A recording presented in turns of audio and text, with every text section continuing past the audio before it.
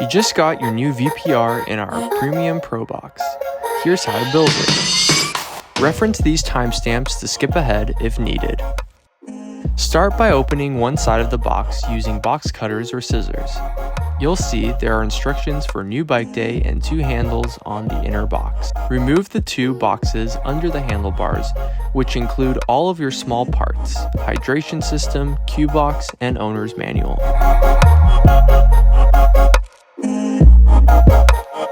If the aero extensions on your handlebars were unattached from the bike for shipping, follow these steps.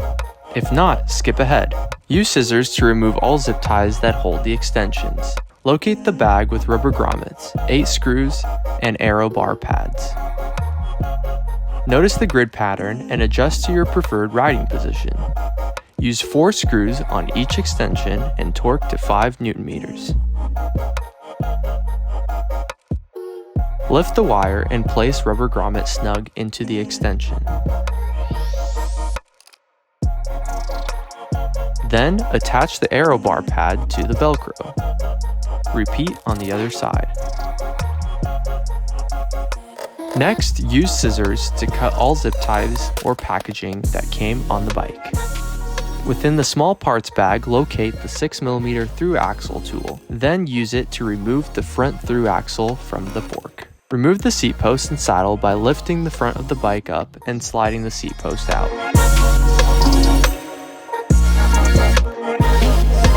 If you have a Shimano Di2 build, locate your Di2 tool. Slide the wires into the tool, then plug each wire into the 3 holes on the bottom of the seat post. Ensure that you hear a click for each connection.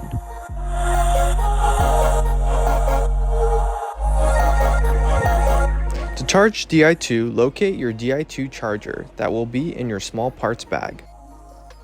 Open the latch on the back of the derailleur and attach cable with cable pointed upwards.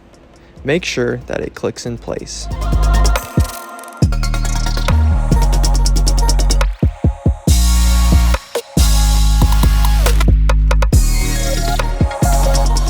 To install the seat post, first locate your seat post wedge. Start sliding the seat post down and be careful to not pinch the wires.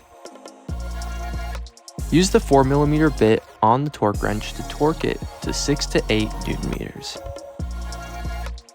Next, locate the 6mm bit for the torque wrench, again to remove your rear through axle.